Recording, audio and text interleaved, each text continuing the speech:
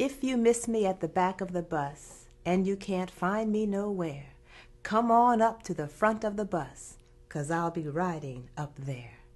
Those words come from a song written by James Neblett, and he said in that song that he was celebrating all of the accomplishments that African Americans had made during the 1950s and the 1960s in the civil rights movement. And one of the very basic accomplishments, which is unbelievable that it was not possible to do, was for African Americans to be able to sit anywhere on a public bus. You know, for 68 years in this country, there were laws called Jim Crow laws. And those laws, well, they were mandated to separate the races. Now, they did a good job of keeping the races separate, but they sure didn't do a good job of keeping things equal. Separate but equal, they called it. No way. Not at all. Well, all that changed in 1955, especially on the buses. The buses, you know, they used to have the front rows for the white people, and African Americans had to sit in the back.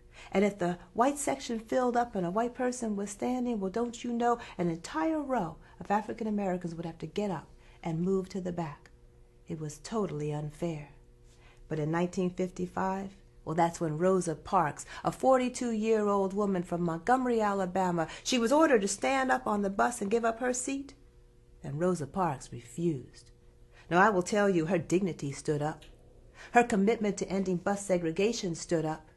Her inner spirit, and I'm sure her soul, stood up so Rosa Parks could make the difficult decision to remain sitting down. Now, there have been many books written about that day and the ensuing year, but I think Rosa Parks said it best herself. So, from excerpts from her autobiography and the many interviews that she had, I'm going to tell you Rosa Parks' story in mostly her words. When that bus driver came back at me, waving his arms, yelling at me, saying, "Make it light on yourself, give up your seat," I was ready. I was not going to give up my seat. I had prepared for that moment for a long time. You see, it was December 1st, 1955. The newspaper reporter said that I didn't give up my seat because I was tired. I'll tell you what I was tired of. I was tired of seeing men, women, and children disrespected because of the color of their skin. I was tired of Jim Crow segregation laws. I was tired of being oppressed. You see, my feet were not tired. My soul was. The United States of America, well, it's supposed to be the land of the free, the land of equality, but it seems to me the only people who are equal, well, are people with white skin. And I, too, am an American. And I, too, deserve respect. Those newspaper reporters, well, they said that I was just a seamstress. Now, I am a tailor. I work downtown for the Montgomery Fair department store. I tailor men's clothes so they fit nice. I do a great job. But that's not all I do. You see, I'm also a volunteer secretary for the National Association for the Advancement of Colored People. We call it the NAACP. I'm also the head of their youth group. I will tell you, many times I have sat in those meetings taking the minutes, and I hear about all of the horrible crimes against Negro people, white hate crimes we call them, where Negroes are cheated and abused and harassed and murdered and lynched and much, much more. You know that young girl, Claudette Colvin? She was 15 years old when she didn't give up her seat on the bus. Oh, I was very proud of her. What she did was hard and brave. She could have gotten killed for that small act of defiance.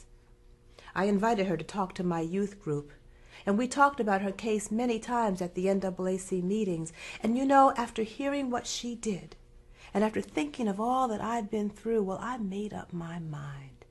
I was never again going to give up my seat on any bus. Now, I will tell you, I rode that bus to work 5 mornings a week, 5 evenings a week, 4 weeks out of every month. And each time I tried to sit as high up as I could in the Negro section. And each time I said to myself, if I'm asked to give up my seat, I will not. When that day came, And that bus driver came running after me, waving his arms. I wrapped my determination around me like a quilt on a cold winter's night. And when the police came on that bus, I looked up at one of them and I said, "Why do you push us around?" And I'll never forget what he said to me. He said, "I don't know, but the law is the law, and you are under arrest." Now, I will tell you, they didn't push me around like they did with Claudette. They were very polite. One took my purse, one took my shopping bag, and they escorted me off the bus. And once off the bus, we got to the squad car, and they opened the door, and I got inside. And actually, once inside, they gave me back my purse and my personal belongings. On the way to City Hall, one of those policemen turned around, and he looked at me, and he said, "Why didn't you give up your seat when the bus driver asked you to?" I didn't tell him a thing. I was silent all the way to City Hall. Now, let me tell you, after my arrest, the NAACP called for a boycott of the buses. And all the Negroes in Montgomery, Alabama, who had been silent, or who had been afraid, or who had been fearful, or who had been angry, we all came together. And we said, we're going to boycott the buses. Until the laws change, we're just not going to ride.